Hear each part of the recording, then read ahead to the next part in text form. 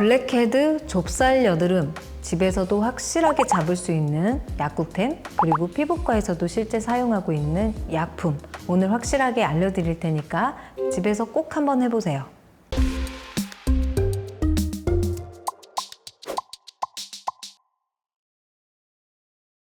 안녕하세요. 여러분의 동안지킴이 동안멘토 김보선 원장입니다.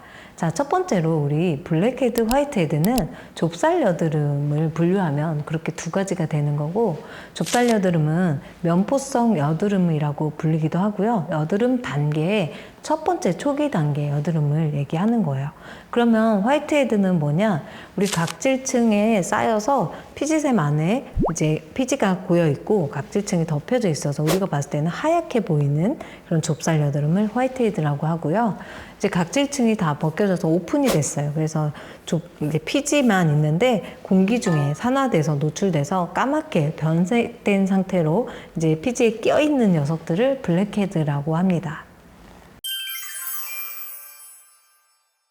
이 모든 효과가 한 가지 성분에서 볼 수 있다고요? 바로 니코틴산 아마이드 성분입니다. 자, 이 성분은 활성형 비타민 B3이고요. 화장품에서는 이 성분을 나이아신 아마이드라고 잘 알려진 성분이죠.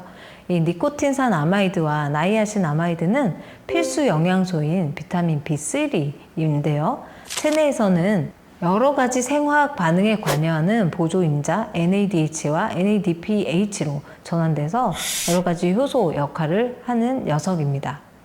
흔히 블랙헤드, 화이트헤드라고 불리는 좁쌀 여드름도 여드름 초기 단계에 속하고 언제든지 염증성 여드름의 먹잇감이 될 수 있는 녀석들인데요. 이 좁쌀 여드름을 방치하거나 그대로 케어하지 않으면 어느 순간 여드름이 여러 개 올라와 버리고 이 단계가 되면 염증이 시작되고 균들이 증식하게 되기 때문에 쉽게 여드름이 제거가 되지 않게 됩니다. 자, 다행인 거는 염증이 없는 좁쌀 여드름 단계에서는 홈케어가 가능한데요. 가장 중요한 성분 하나를 뽑으라면 저는 단연 꼭 비타민 B3 성분이 돼야 된다고 생각합니다. 이 제품은 동화약품에서 출시된 제품이고요. 성분은 활성형 비타민 B3인 니코틴산 아마이드 4%입니다. 이 성분은 트레티노인과 달리 광과민성이 없어서 밤, 낮 둘 다 사용 가능하지만 이 성분 역시 피부에 자극이 될 수가 있기 때문에 초기에 사용하시는 경우나 장기적으로 사용을 하실 분들은 반드시 낮은 함량의 제품을 먼저 사용하시는 게 좋습니다. 자, 나이아신 아마이드, 니코틴산 아마이드, 이것과 궁합이 좋은 성분은 뭘까요? 피부 지질 성분인 세콜지 성분, 그리고 히알루론산 성분과도 잘 어울리고요. 비타민 C나 레티놀, 트란엑사믹 액시드와는 특히나 잘 어울리는 성분입니다. 하지만 동시에 비타민 C, 레티놀, 그다음에 니코틴산 아마이드를 한꺼번에 다 바르면 피부가 뒤집어질 수 있습니다. 절대 그렇게 바르시면 안 되고요. 오전엔 비타민 C와 함께 발라주시고 저녁엔 레티놀과 함께 발라주시면 효과가 좋습니다. 모공은 2주에서 4주가량 사용하면 효과를 볼 수 있고요. 좁쌀 여드름은 1, 2주만 사용하셔도 개선이 됩니다. 자, 우리 사용 방법 간단하게 설명드리면 1단계, 사용 전 반드시 손을 청결하게 씻어주시고요. 자, 2단계는 아침, 저녁에 사용 가능하신데요. 깨끗한 면봉으로 환부에 국소적으로 발라주는데요.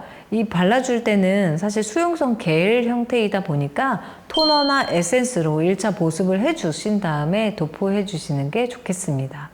자, 3단계는 내용물이 흡수될 수 있게 톡톡톡 두드려 주시면 되고요. 자, 4단계는 연속적으로 쓸 때는 12주를 넘기지 않을 것. 이거 주의하셔야 됩니다. 그리고 부작용으로는 건조함, 가려움증, 자결감, 발진, 홍반 이런 등의 피부염이 발생할 수가 있어요. 그런 경우에는 전문가와 상담을 받아보시는 게 좋겠습니다. 자, 그 다음 성분은 살리실산 성분입니다. 비타민 B3가 블랙헤드가 덜 생기게 해주고 모공을 타이트닝 시켜준다라고 하면 블랙헤드를 바로 제거할 수 있는 방법은 없나요? 라고 물어보시는 분들 많으신데요. 있습니다. 막힌 모공을 뚫는데 꼭 필요한 성분인 살리실산, 스킨케어에서는 BHA, 베타 하이드록시산, 바하라고 알려져 있죠. 여러분들 바하 성분명 많이 들어보셨을 텐데 살리실산과 동일한 성분입니다. 자, 살리실산의 코메돌라이틱 특성. 자, 점자 현미경 사진을 참고해 보시면 A 사진은 모공 안에 피지가 박혀 동그랗게 빵빵하게 결절이 잡힌 거 보이시죠? 그런데 B, C 단계로 갈수록 모공 안의 피지가 비워져서 깨끗해진 것을 볼 수 있는데요. 이런 특성을 피부과에서는 코메돌라이틱 이펙트라고 하는데요. 살리실산은 코메돌라이틱 효과가 있다는 것은 이미 여러 연구에서 밝혀진 바 있고 각질세포 사이의 접착 결합을 감소시켜서 모공을 막고 있는 죽은 세포를 느슨하게 하고 분리시킵니다. 게다가 살리실산은 지용성이기 때문에 피지선에 침투할 수 있고요. 모공 내부에 작용할 수 있습니다. 또한 피지 분비를 감소시키는 효과도 있어서 블랙헤드, 화이트헤드에 상당히 효과가 좋은 성분입니다. 2% 살리실산이 함유된 제품을 사용을 하는 게 좋습니다. 제품은 클리어틴 외용액 2%고요. 한독약품에서 나온 30ml고요. 흔히 중고등 학생 사이에서 톡톡이라고 불리는 여드름 치료제죠. 염증성 여드름에도 효과가 있지만 비염증성인 좁쌀 여드름에 효과가 좋습니다. 단점이라면 물파스 같은 형태로 톡톡 바르는 형태인데 간편하지만 피부에 접촉해서 바르니까 여러 번 사용하는 경우는 오염에 좀 더 취약할 수 있습니다. 동일한 성분으로 겔 타입으로 나와 있는데 에크린 겔 2% 있는데요. 이 제품은 동아제약에서 나왔고 짜서 쓰는 형태이기 때문에 피부에 직접 접촉 없이 손이나 면봉으로 짜서 바르게 되기 때문에 청결하게 사용할 수 있습니다. 마사지를 원하는 경우 손을 깨끗이 하는 게 필수겠죠. 그래서 손을 깨끗이 하고 이렇게 젠틀하게 마사지를 좀 해주시면 됩니다. 자, 하루에 한 번, 가급적이면 밤에 제품을 사용을 하는 게 좋고요. 토너나 에센스로 1차 보습을 먼저 해주시고요. 자, T존이나 코 부위, 좁쌀 여드름이 고민되는 부위에 바르고 바하 성분이 작용할 시간을 주기 위해서 2에서 3분 동안 방치해 주세요. 겔 타입 연고는 트리트먼트 하고 싶은 부위를 중심으로 바른 후 부드럽게 마사지 해주시면 되고요. 이후에는 세럼이나 크림 등으로 모공을 케어해 주시면 되겠습니다. 이 성분으로 비염증성 여드름 초기 단계인 좁쌀 여드름 단계부터 빠르게 관리해 주시면 염증성 여드름으로 진행돼서 색소 침착이나 여드름 흉터가 남을 수 있는 가능성을 줄이는데 큰 의미가 있습니다. 살리실산은 피부에 자극이 있을 수 있어서 피부 반응을 모니터링 하기 위해 격일로 발라보시는 게 좋고요. 내약성이 좋다라고 하면 매일 발라도 좋습니다. 아침에 사용을 하시는 경우는 항상 SPF 50 이상의 자외선 차단제를 꼭 바르셔야 되고요. 밤에 사용하시는 경우는 자극이 될 수 있으니까 레티놀은 함께 사용하지 않는 게 좋겠습니다. 레티노이드는 미백, 주름, 탄력, 여드름 개선 등 동안에 있어서 필수 성분인 거 이제 우리 동안 멘토 구독자라면 잘 아실 텐데요. 모공 쪽에 어떤 효과가 있나 보면 피부에서 분비되는 피지의 양을 줄이고 블랙헤드 형성을 줄입니다. 자, 레티노이드 4세대 연고 아클리프 연고가 있는데요. 이 연고는 갈더마사에서 나온 4세대 레티노이드인 트리파로텐을 주성분으로 하는 크림입니다. 이 제품만은 앞서 설명드린 것과 다르게 전문의약품이기 때문에 피부과에서 처방받아서 이제 약국으로 가셔야 되는 제품이고요. 레티노이드는 1세대 스티바이 크림부터 해서 2019년 4세대까지 현재 개발되어 있고요. 4세대는 여드름 치료로 FDA 승인을 받은 제품이고 레티노이드 수용체 특이도가 높기 때문에 효과는 좋고 부작용은 적습니다. 그래서 9살부터 사용할 수 있고요. 얼굴뿐만 아니라 등드름이나 가드름에도 사용을 해볼 수 있습니다. 기본적으로 경증에서 중증의 여드름에 허가가 났지만 레티노이드 특성상 오프라벨로도 연구에 따르면 진피독해가 증가해 피부가 건강해지고 피부 주름이나 피부 탄력이 좋아진다. 또한 항염증 효과가 있어 피부의 붉은기를 잡아주고 색소 침착을 막아주는 효과도 탁월한 것으로 확인되었습니다.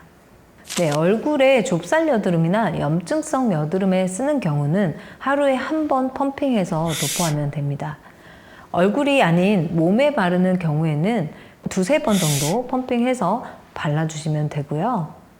이 4세대 아크리프는 낮에도 발라도 되지만 밤에 빛이 가장 적을 때 바르는 것이 좋습니다. 아크리프도 레티노이드 계열이기 때문에 피부 자극감이 분명히 있고요. 특히 눈꺼풀이나 목 주위에 접촉성 피부염이 생길 수 있습니다. 바른 부분이 건조해지거나 당기거나 화끈거리고 따갑고 가렵고 붉은색 피부염이 보여도 적응해야 된다면서 견디는 분들 간혹 계시던데요. 그러면 절대 안 되고요. 사용을 일시적으로 중단해 주시고 피부염이 다 나으면 다시 시도를 해보시는 게 좋겠습니다. 그리고 임산부나 임신 준비 중이시라면 사용하지 않는 게 좋습니다. 자, 아크리프 크림은 1세대 스티바 A 크림을 잘 쓰셨던 분들은 3, 4세대인 디페린이나 에피듀오 아크리프가 모두 다 잘 맞으실 건데요. 아크리프는 1세대에 비해서 비교적 순해서 써볼 만한 가치가 있습니다. 스티바 A가 부작용이 너무 심해서 안 맞으셨던 분들 또한 시도해 보셔도 좋을 것 같습니다. 자, 그 다음으로는 엑스로션인데요. 오일 클렌징이나 앞에 설명한 방법으로도 해결되지 않은 악성 블랙헤드 있죠. 그런 경우는 물리적으로 모공 안에 피지가 딱딱한 결정으로 굳어서 빠지지 않는 상태일 수 있는데요. 이 경우 손으로 눌러서 짜거나 압출기로 꾹 누르면 10중 8구 부분만 빠져나오고 이제 일부분은 다시 남아있기 때문에 며칠 뒤 다시 빵빵하게 모공이 차오르는 것을 경험하실 거예요. 이 경우에는 물리적으로 빼주면 좀 더 관리가 쉬워지는데요. 실제 피부과에서 사용하는 피지 압출 솔루션을 소개해 드리겠습니다. 이 제품은 처음 사용하는 경우에 피부에 자극이 될 수 있기 때문에 스팀팩을 일단 부위에 10분 동안 올려놓고 각질층을 말랑말랑하게 불려 놓습니다. 그 다음에는 로션엑스와 물을 2대1 비율로 섞은 패드를 10분 동안 다시 코에 올려 놓으시면 되는데요. 그러고 나서 손으로 살살 문질러서 오일 클렌징으로 롤링하면서 문질러주면 그 결정이 쏙 하고 빠져나오는 경험을 하실 수 있습니다. 다만 자극이 있기 때문에 너무 자주 하면 피부에 무리가 될 수 있어서 꼭 필요한 경우에만 사용하시는 것이 좋겠습니다. 자, 모공 관리는 인내심과 성실함을 요하는 가장 고난이도의 홈케어인 것 같아요. 매일매일 그래도 조금씩 좋아지는 게 반복되다가 어느 순간 깨끗한 모공을 마주하게 될 수 있을 거예요. 그래도 정 안 되면 이제 피부과 오셔서 약물 치료나 레이저 치료를 좀 고민해 보시면 좋을 것 같습니다.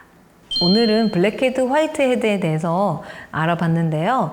아무래도 제가 봤을 때는 이런 요철이 많은 분들은 클렌징이 잘 안 된 경우가 10중 8구인 것 같습니다. 그래서 오일 클렌징부터 제대로 해보시고 여러 가지 이런 약품들도 사용을 해보시고 만약에 안 되시면 다시 저를 찾아와 주시면 좋을 것 같고요. 오늘 내용이 도움이 되셨다면 구독과 좋아요, 댓글, 알림 설정 모두 다 부탁드리겠습니다. 감사합니다.